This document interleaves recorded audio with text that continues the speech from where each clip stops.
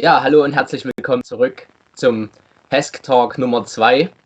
Wir haben das letzte Mal ein sehr positives Feedback bekommen und deswegen haben wir uns gedacht, wir wollen das so weiterführen und wir wollen das auch im 2-Wochen-Rhythmus machen, einfach weil in 2 Wochen passiert, als man momentan denkt, und es gibt immer auf jeden Fall was Neues, was jeden interessieren könnte.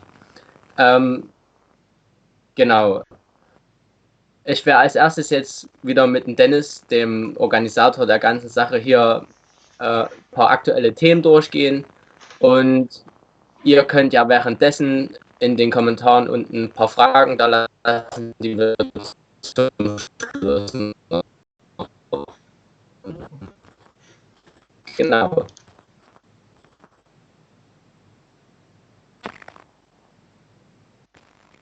Ja, also herzlich willkommen auch Dennis zurück beim Test Talk.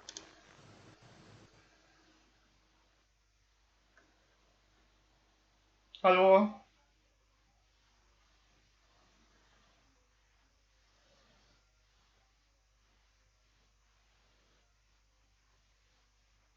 Genau, richtig. Also, wir haben letzte Woche einen neuen Termin halt rausgebracht. Das wird jetzt der 24.10. sein. Äh, Das ist quasi eine Woche vor Schwebnitz. Ist zwar nicht gerade ideal, aber durch die vielen Termine, die wir haben, ist es halt sehr, sehr schwierig, halt überhaupt einen freien Termin zu finden. Deswegen ist es jetzt halt an den 24.10. gelegt. So irgendwie, ja.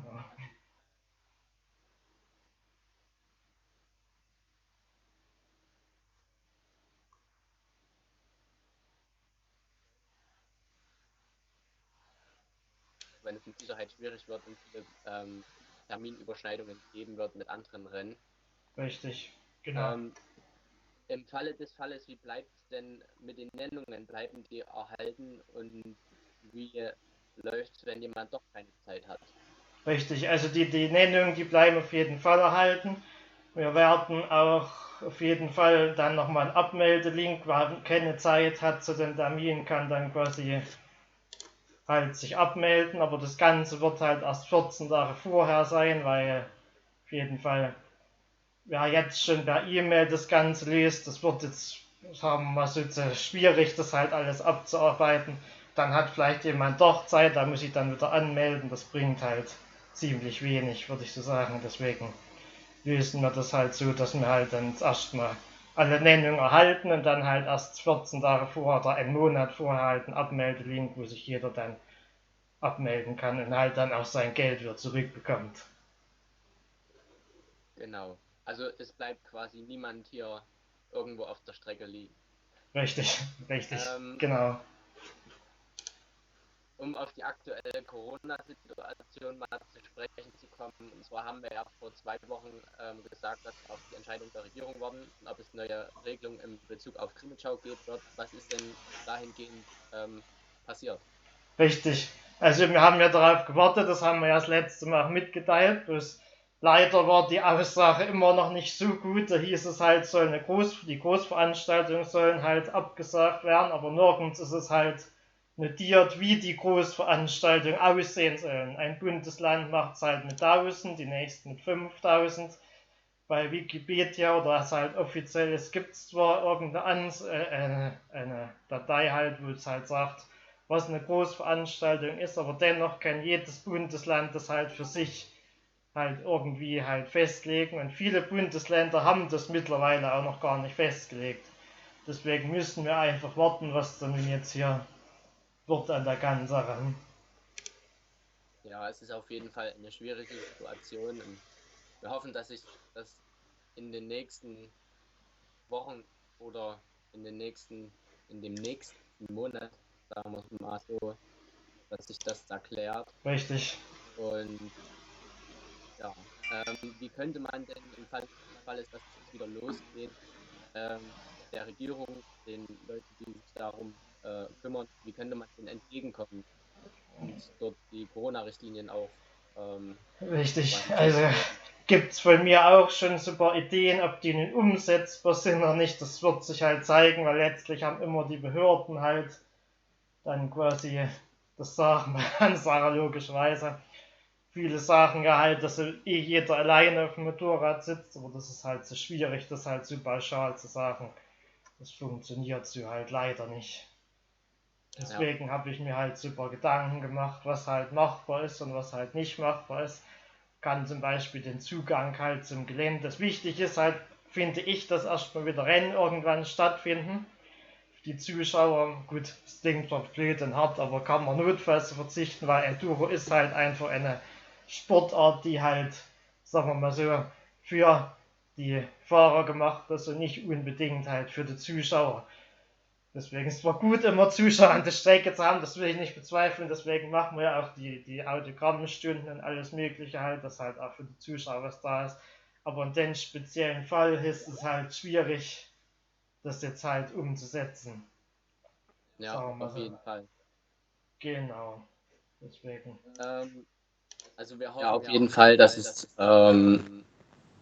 irgendwann machbar ist und ich denke auch, dass wir dort schon versuchen, einige gute Möglichkeiten zu finden, wie man trotzdem Rennen stattfinden lassen kann und auch das Ganze durchsetzen. Und wir machen uns da auch tagtäglich Gedanken drüber und versuchen, neue Wege zu gehen. Genau. Was sind denn deine Wünsche, wie es nach der Corona-Zeit weitergehen kann in dem Sport? Richtig. Also auf jeden Fall wäre es halt wichtig, dass halt wieder gefahren wird, sag ich mal so. Und dann halt ist das jetzt in den letzten Jahren, hat das wirklich überhand genommen, immer so, dass sich halt über alles beschwert wird. Wichtig ist für mich einfach, dass das Fahren wieder im Vordergrund stehen soll und das halt, eigentlich ist es ja, sagen wir mal, so eine Hobbysportart, wo halt jeder eigentlich fahren will. Klar gibt es auch Profis, einen davon werden wir dann noch gleich mit im Gespräch haben. Aber dennoch ist es halt gerade auch für uns, auch für die Hobbyfahrer gemacht und wenn halt in jeder Ecke irgendjemand immer was rummeckert und halt was dagegen hat, findet dann irgendwann kein Veranstalter mehr einen Spaß, überhaupt was durchzuführen und wir genauso wenig. Deswegen sollte sich doch jeder mal irgendwie halt fair miteinander umgehen. Genau. Es ist auf jeden Fall, das Wichtigste ist auf jeden Fall auf die Vernunft des Einzelnen hier auch nochmal anzusprechen und ich denke, dass wir da auf jeden Fall ein ganzes Stück besser zurechtkommen, wenn sich jeder an die Regeln hält und genau. Richtig. Wie letzte Woche haben wir auch diese Woche wieder einen Gast bei uns. Dieses Mal aus Südafrika bei uns und auch letztes Jahr in Meldewitz schon am Start gewesen. Und zwar haben wir hier heute zu Gast Blake Gutzeit. Welcome to the show. Thank you. I just want to ask you some questions about how it's going in South Africa and how the current situation is with the Corona. Okay, cool. Ja, also ich werde Ihnen jetzt ein paar Fragen stellen, wie es in Südafrika momentan mit der Corona-Situation aussieht und wie er zum Beispiel dort trainiert und was er anderen Fahrern da rät. Okay, Blake, how is the current situation in South Africa because of the coronavirus? So, right now we're on complete house lockdown. So that means you have to stay in your own property, stay in your house. Okay. And yeah, basically we're trying to minimize the rapid spread, which is most important right now. Okay. Also er sagt, dass bei ihnen momentan ein kompletter Lockdown ist, also sie dürfen nicht aus dem Haus und sie versuchen halt die ganze Ausbreitung so gering wie möglich zu halten. How are you going to how is your training going during this time? Yeah, obviously there's no motorbike riding, but I'm working hard with my coach Russell and my bike and exercise dom to make sure I keep my fitness up. So that's lots of cycling here in the back. I got my stationary bicycle and mountain bike. So yeah, lots of cycling, lots of gym work, and just making sure I am as strong as possible for when we can have our first round of HESG. Also er sagt, dass er momentan leider nicht Motorrad fahren kann, wie es ja bei uns auch ist, und dass er halt viel zu Hause trainiert, Fahrrad fahren geht, im Gym Workouts macht und ja, sich einfach so versucht fit zu halten, dass er halt, sobald die Saison wieder losgeht, also sobald die Saison endlich mal losgeht, muss man sozusagen, dass er dann fit ist und ja, die bevorstehenden Rennen quasi antreten kann. Jetzt, wie sieht's denn aus? Hast du denn einen Rat an andere Fahrer? Das ist die nächste Frage. Like, what's your advice to other riders? How they can train and continue with their training? Yeah, so basically, mostly we can't ride our motorbikes at the moment. So I would say try to do some running or cycling to keep your cardio going. So you keep up your fitness, and for some gym work to make sure you stay strong.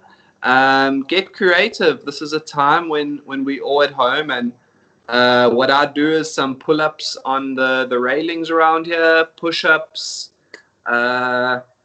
Just try to find some weights and objects around the house that you can get creative and make like a home gym. We always have to stay positive and work through these tough times.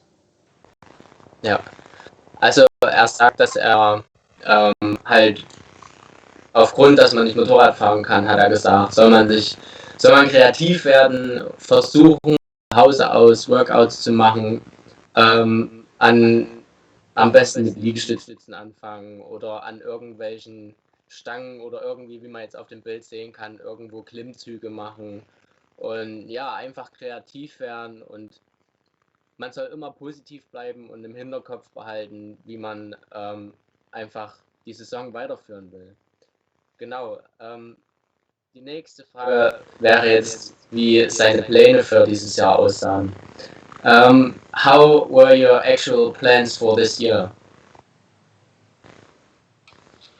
So obviously the plan was to finish off Super Enduro World Championship in, I think it was Lodz, Poland. But that never happened. We still got top 5, which was our goal. So thank you to my whole team, friends in Germany, everyone for helping me and supporting me. You know, I wouldn't be able to race if it wasn't for them. Ja, also wie er sagt, wollte er eigentlich die Super Enduro fahren.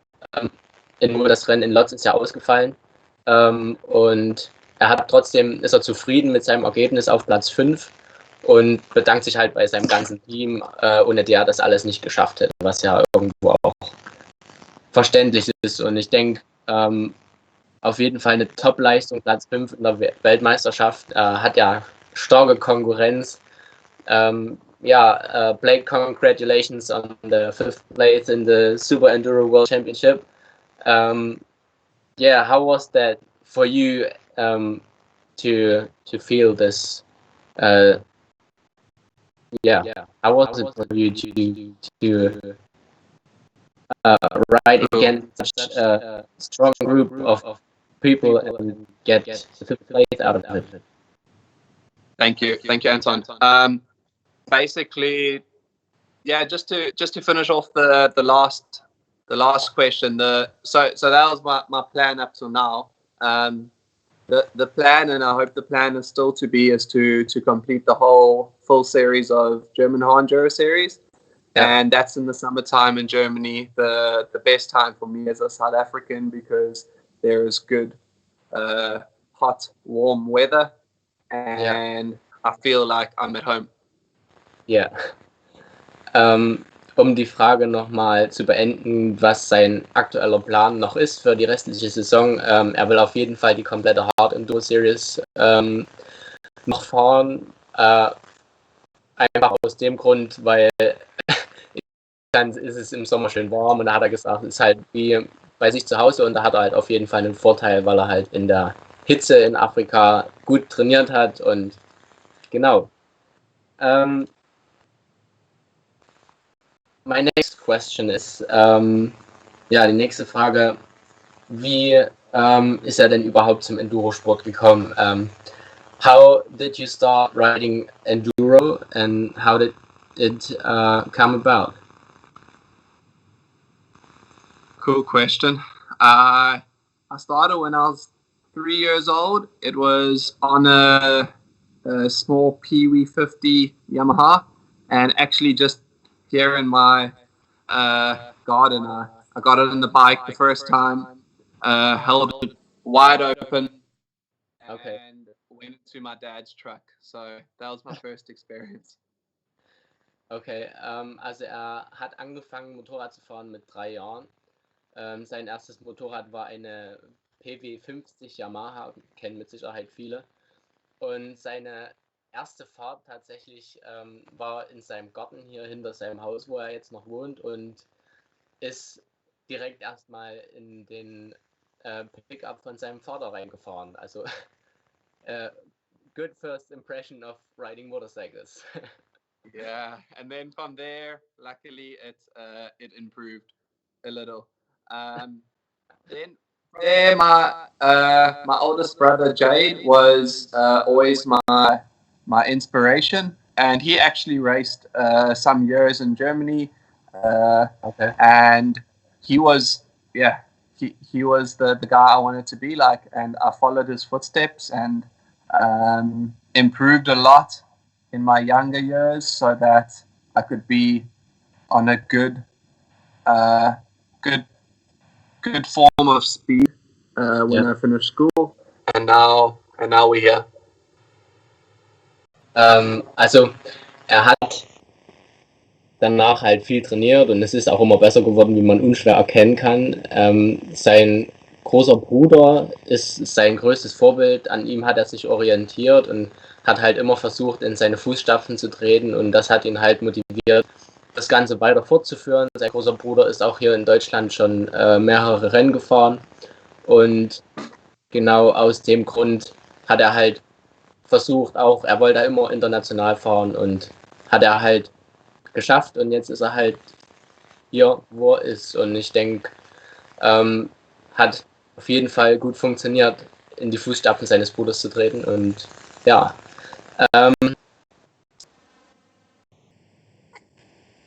Die nächste Frage, seine Karriere ist ja größtenteils in Europa unterwegs. Wie ist es dazu gekommen?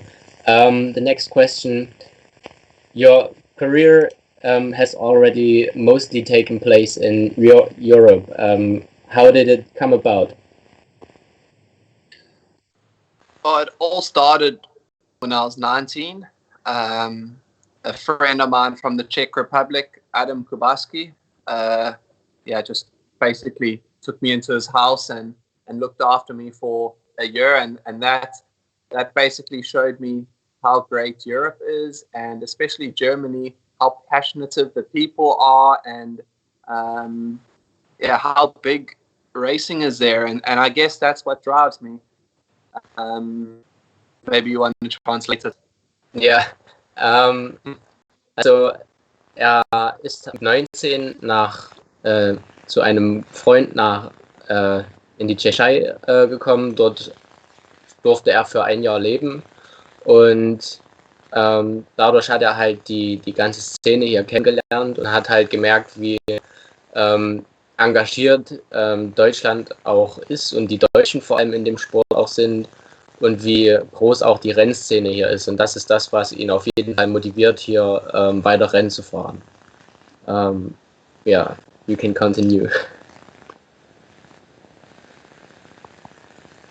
So then my next, I would say, big achievement that just motivated me more was my junior world championship in Super Enduro in 2017.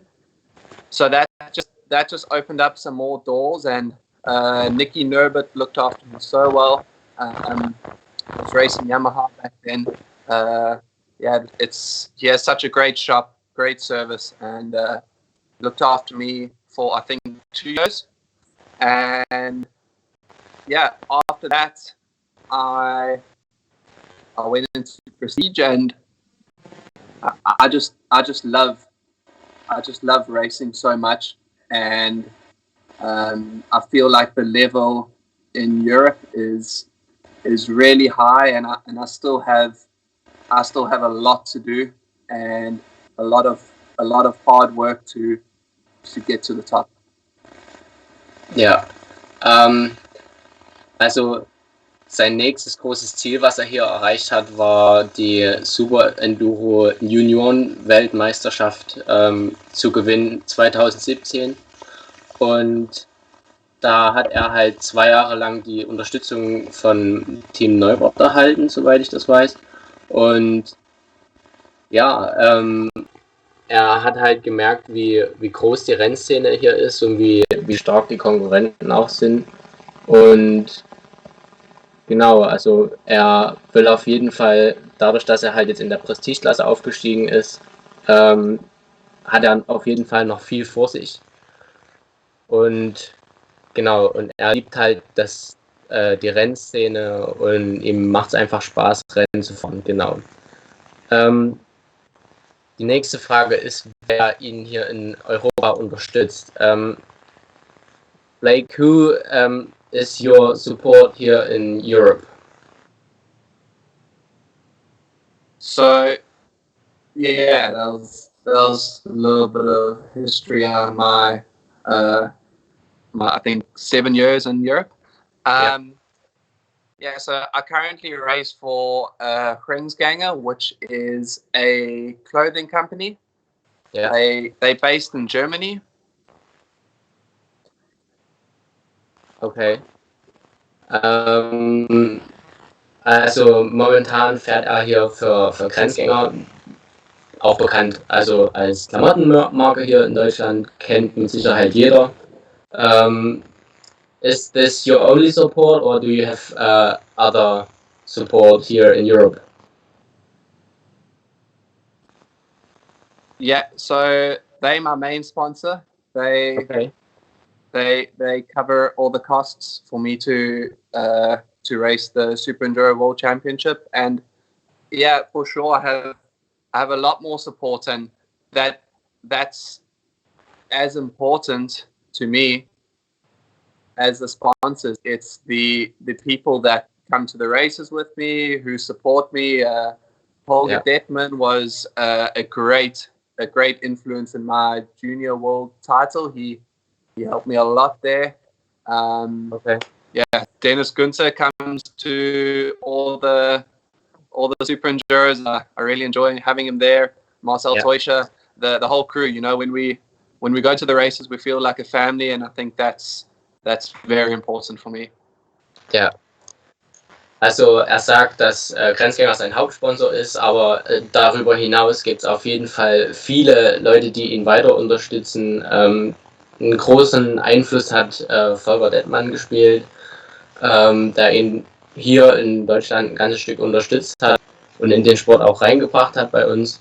Des Weiteren, Blake hat gesagt, dass Dennis Günther auf jeden Fall immer bei den Rennen dabei ist, unser Manager hier, und sein guter Kumpel Marcel und unter anderem auch Teamkollege hilft ihm und unterstützt ihn hier bei vielen Rennen, genau.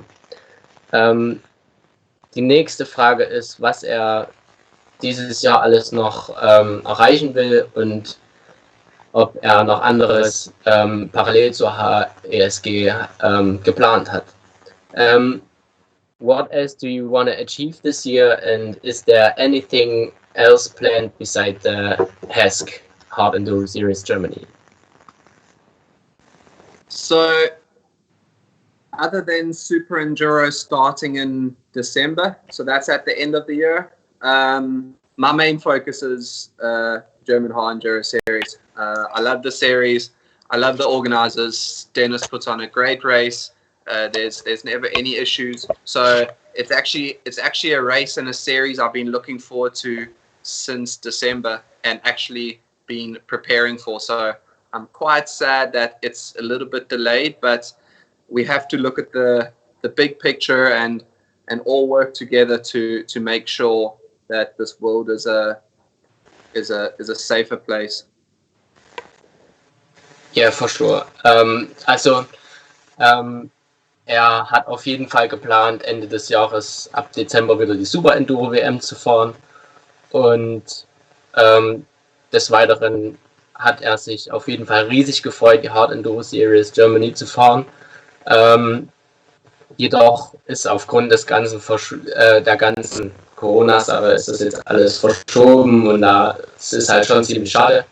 Und deswegen hofft er einfach, dass aufgrund der ganzen Situation die Leute sich jetzt einfach an alle Regeln halten und wir es einfach schaffen, den Virus quasi zu bekämpfen und die ganze Situation unter Kontrolle zu kriegen, dass er bald nach Europa kommen kann und Rennen zu fahren. Ja, die nächste Frage, was seine Ziele für die Zukunft sind. What are your goals for the future?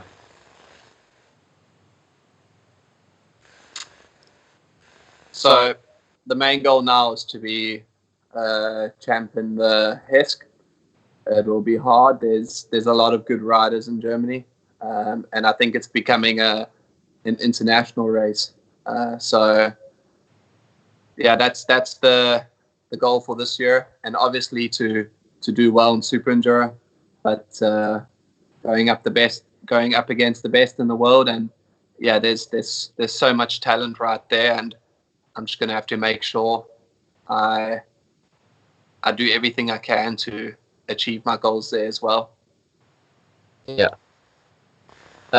Also sein Ziel ist auf jeden Fall international noch die Karriere leider quasi hochzusteigen und unter anderem dieses Jahr wieder bei der Super Enduro WM teilzunehmen und dort auf jeden Fall gegen das sehr starke Fahrerfeld sich auch durchzusetzen, und er arbeitet auch sehr darauf hin, dass er dort weiter nach oben kommt und ja, eine erfolgreiche Saison dort fährt. Genau, als nächstes werde ich jetzt die Fragen stellen, die ihr auf Instagram und Facebook gestellt habt. So I will ask you now questions that our viewers asked on Instagram or Facebook. Okay, cool. Die erste Frage ist, wird es in Südafrika Rennen geben dieses Jahr? Wenn ja, wirst du daran teilnehmen? Und welche dieser Events werden das sein? Are there going to be any events in South Africa this year? And if yes, are you going to take part in some of those? Yeah. Firstly, I can't answer what will happen in the future. Right now, I'm focused on staying healthy and supporting my country to get through this tough time. And if the racing does come back this year in South Africa, I have no plans as yet, but I'm always open-minded for some races. Okay. Also er kann, wie wir auch, die Situation halt jetzt der Situation entsprechend jetzt nicht sagen, wie es weiter aussieht. Er hat auch weitergehend keine Rennen geplant, wenn welche stattfinden werden, aber er ist dementsprechend nicht abgeneigt, wenn es Rennen geben sollte, dieses Jahr noch in Südafrika an Rennen teilzunehmen. Die nächste Frage, die gestellt wurde, ob er zufrieden mit seinem Resultat der Super Enduro WM ist. The next question is, are you happy with your result at the Super Enduro Grand Prix? Yes, I am. Obviously, that we couldn't race the last round, I felt like I had a lot more knowledge and speed. But yes, I'm happy with our top 5 as a team. Ringsganger did a lot for me this season, and they are a big part of my success because it's a big team event. So top 5 is good, but for sure I want a better result next season. Ja. Also er ist auf jeden Fall sehr zufrieden mit dem Resultat. Er hat gesagt, ohne sein Team hätte er das nie geschafft. Es ist schade, dass er das letzte Rennen nicht fahren konnte, hat er gesagt. Einfach aus dem Grund, weil er dort viel mehr daraus gelernt hatte, in den ersten Rennen teilzunehmen. Und er hat auf jeden Fall viel gelernt aus den Rennen und wäre die letzte Runde gerne gefahren. Er will auf jeden Fall nächstes Jahr weiter vorne mitfahren auf jeden Fall und dafür drücken wir ihm auf jeden Fall die Daumen. Die nächste Frage war, wie ist er zu Grenzgänger gekommen? The next question is, how did things come out with Grenzgänger? Cool question. I think it was 2018. I got approached by, I met Stefan Jakels, who's the boss at some super enduro races, and basically, we started talking, and it was contract year for me, and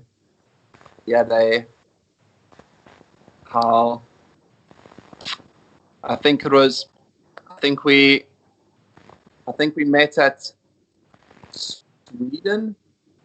Okay. The last round of Super Enduro World Championship in Sweden, and from there we furthered discussions, and the next season I was in Ringsganger Close. Ja.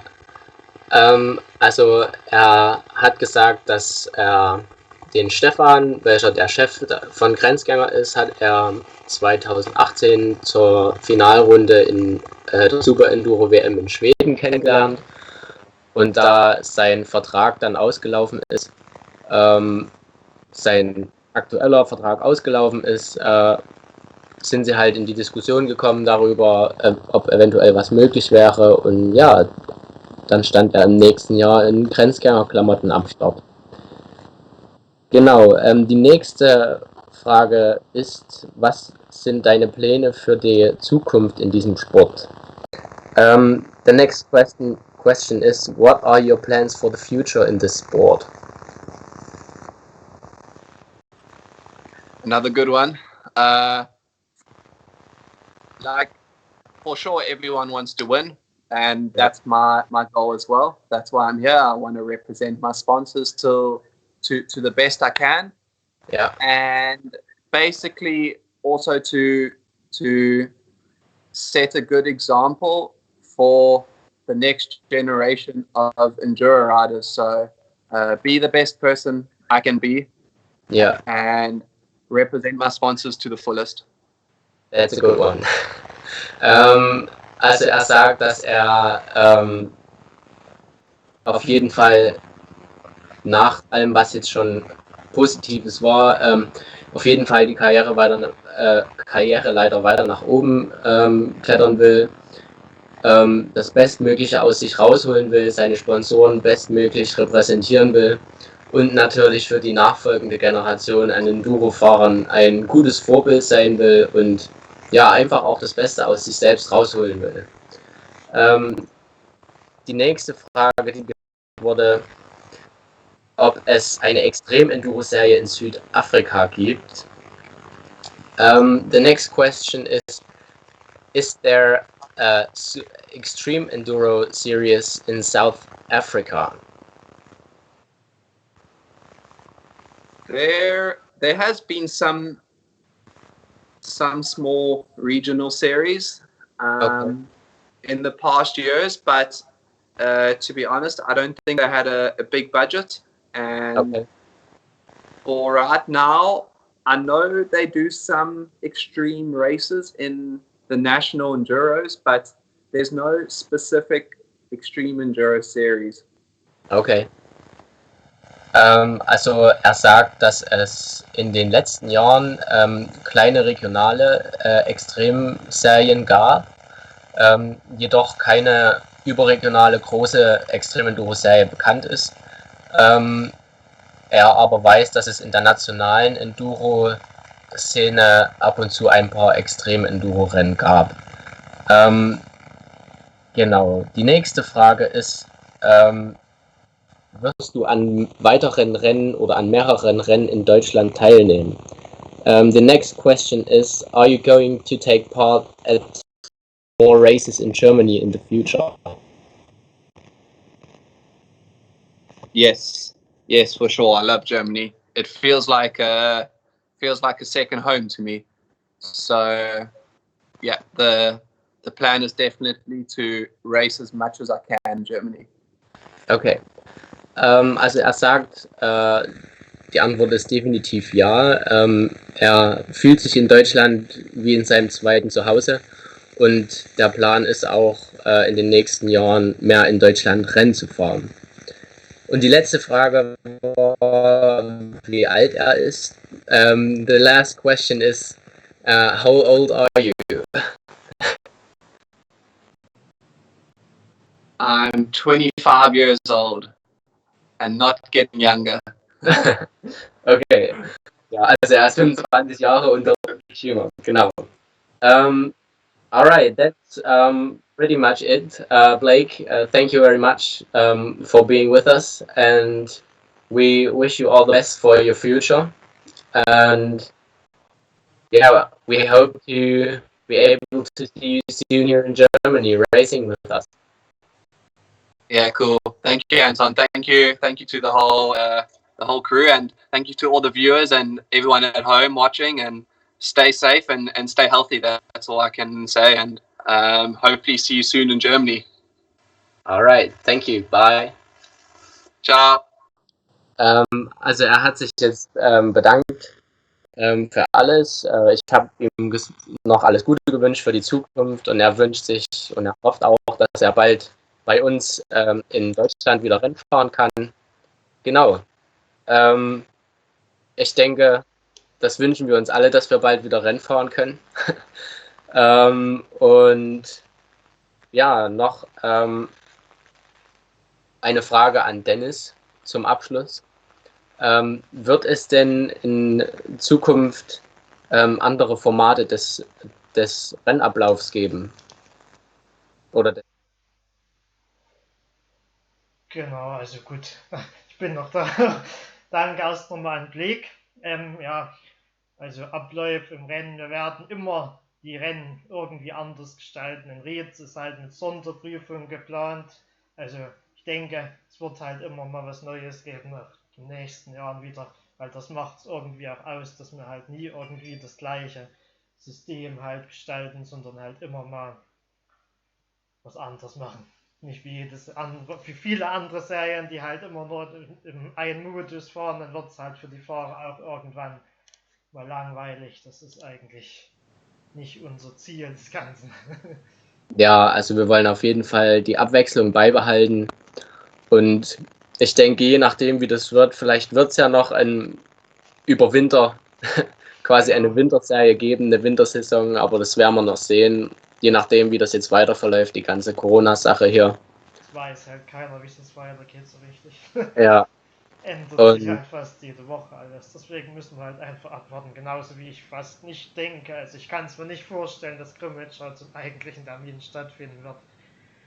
Ja. Deswegen müssen wir da wohl oder übel halt etwas warten auf die ganze Sache, ob das überhaupt und wann weitergeht. Auf jeden Fall denke ich, im Herbst wird es, denke ich, ganz gut aussehen. Ja, auf jeden Fall. Wir hoffen auf jeden Fall das Beste und dass es bald eine Lockerung gibt, dass wenigstens die Strecken wieder aufmachen, dass man wenigstens wieder mal trainieren kann. Also Genau, einige Bundesländer haben das ja mittlerweile schon gemacht. Also in Ja. Mecklenburg-Vorpommern und Rheinland-Pfalz dürfen jetzt schon einige Strecken öffnen, noch nicht alles, weil es halt auch teilweise wieder auf die Landratsämter ankommt, die halt auch wieder verschiedene Regeln haben, aber hoffen wir mal so, dass es halt in den nächsten Wochen, ich will nicht von Monaten reden, hoffen wir mal nicht in den nächsten Wochen halt mal ein paar positive und neue Nachrichten gibt. Ja, auf jeden Fall, das hoffen wir auf jeden Fall. Genau, um quasi nochmal eine kleine Vorschau zu geben auf die nächste Zeit, wie wir das ja weiter handhaben wollen. Also der Plan ist auf jeden Fall, dass, wie wir es jetzt gemacht haben, alle 2 Wochen zu machen. Einfach aus dem Grund auch, dass es jedes Mal was Neues gibt, auf jeden Fall auch zur Corona-Sache, dass wir ein paar Updates geben können, wie das weitergeht, wie das alles aussieht. Und es wird mit Sicherheit auch viel passieren, was die Organisation der Serie an sich angeht.